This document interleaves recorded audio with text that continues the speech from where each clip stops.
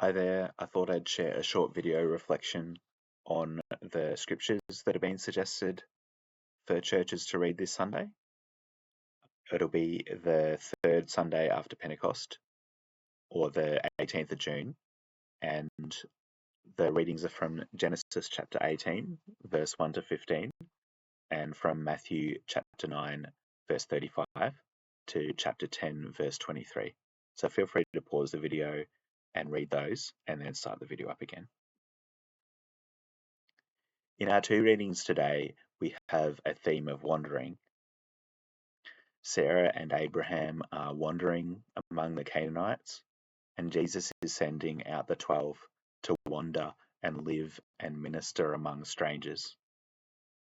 While reflecting on these readings, I was reminded of the words from the Uniting Church's Basis of Union, where it talks about the church as a pilgrim people who are always travelling, not settled. I'm wondering about whether you've had an experience of being a guest in a strange place. Take a moment just to remember what that felt like.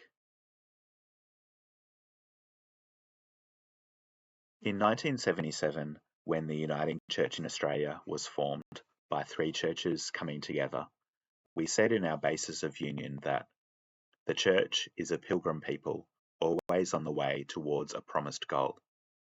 Here the church does not have a continuing city, but seeks one to come. I wonder, though, about whether we've become settled along the way. Have we decided that union was the destination and that we'd rather not continue on our pilgrimage? Our ancient stories of wandering from today's readings may whet our appetite for movement and remind us of our calling as a pilgrim people. Last Sunday in the Jewish scripture from the book of Genesis, we heard about God calling Abraham and Sarah and their household to go and live among the Canaanites as nomads. And today we hear a strange story from their travels. It can be hard to pin down what's happening in this camping story because the language shifts throughout the story. It starts off saying that this is a story about the Lord, using the unpronounceable Jewish name for God, appearing to Abraham at a sacred site, the oaks of Mamre. And these are holy trees that are sometimes called terebinths or asherahs. Sometimes they were actual trees, and sometimes they were stylized sculptural poles representing trees. God is appearing to Abraham at a place marked by sacred trees, trees that in later times would be considered not to be legitimate places of worship. So it's saying that God, the Lord, appeared. But then the story continues on to say that three visitors arrive in the camp. And so when Christians have read this story, they've read this story as a story of the Trinity, God appearing as a group of three visitors. When Abraham speaks to the visitors, the visitors speak together.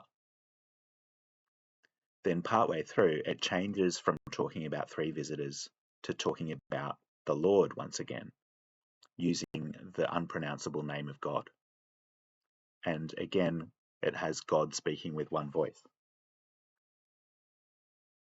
But I wonder how this story would have been heard in the times when these sacred trees were not considered to be legitimate holy places.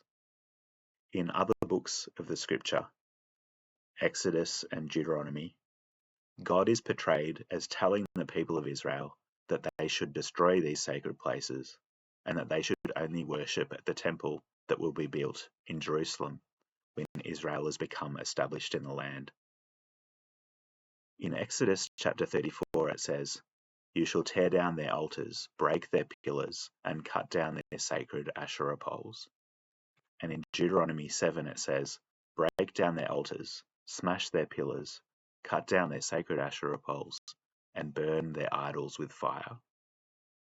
Throughout the story of Israel, we have stories about leaders who destroyed Asherahs and other places of worship. And we have stories of leaders who established Asherahs in the temple. The preference in these texts is for everyone to come to the temple established at Jerusalem to worship, not to worship at their own local holy places. And yet, in the reading that we've looked at today from Genesis, God is not settled in a central temple. God is wandering the land, and Abraham and Sarah encounter him at a Canaanite holy place in the open air.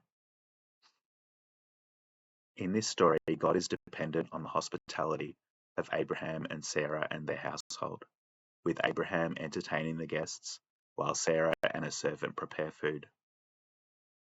And as they host these visitors, God sees that things have not gone for Abraham and Sarah as they had hoped.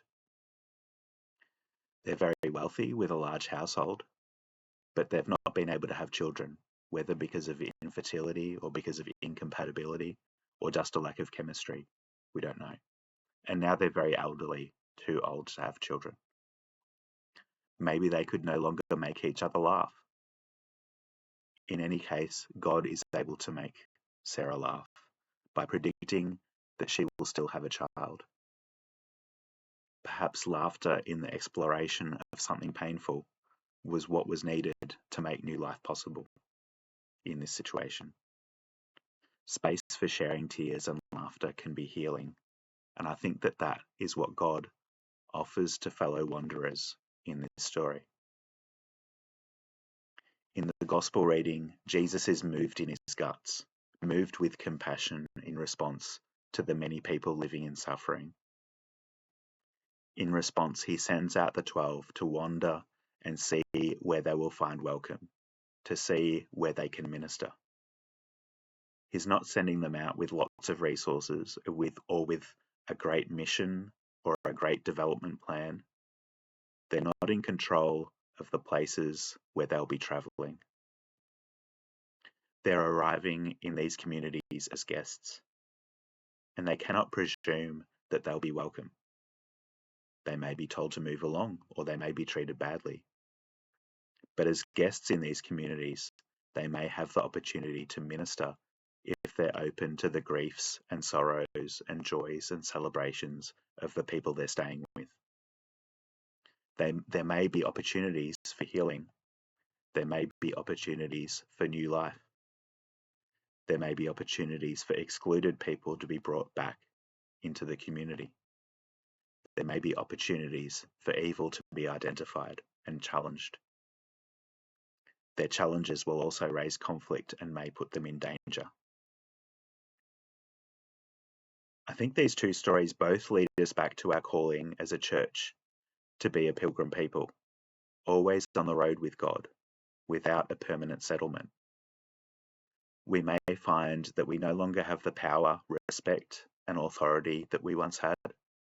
We may not have the numbers or the wealth either. But we do not need to be in charge, and we do not need to be established as we have been. Perhaps God is calling us to travel among the people of this land, to see where we're welcome, to see where people are open to sharing their joys and sorrows with us, to see what may emerge as we share our lives with all kinds of neighbours.